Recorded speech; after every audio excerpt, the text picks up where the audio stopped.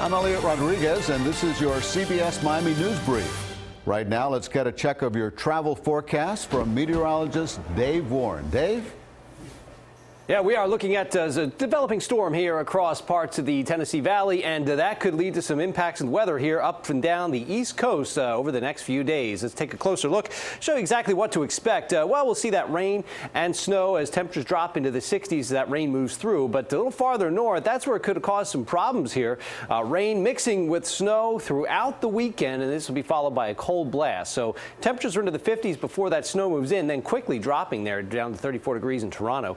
A cold wind with temperatures into the teens in the northern plains and across the southwest. Well, pretty comfortable weather. The temperatures into the 50s and 60s. A storm approaching the Pacific Northwest could bring some areas of rain here by the end of the weekend. Back to you.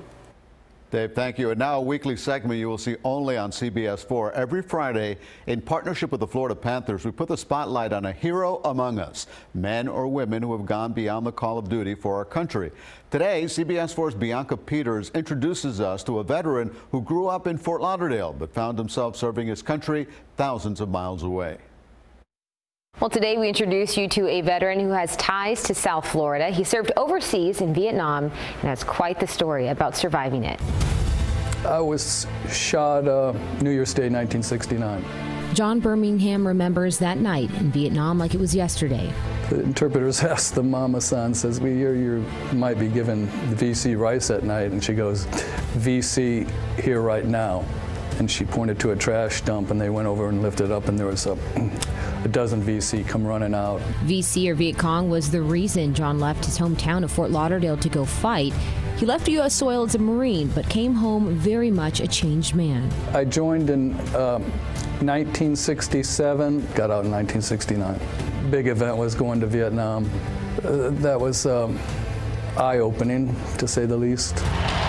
He returned home a decorated hero with a Purple Heart amongst his proudest accomplishments.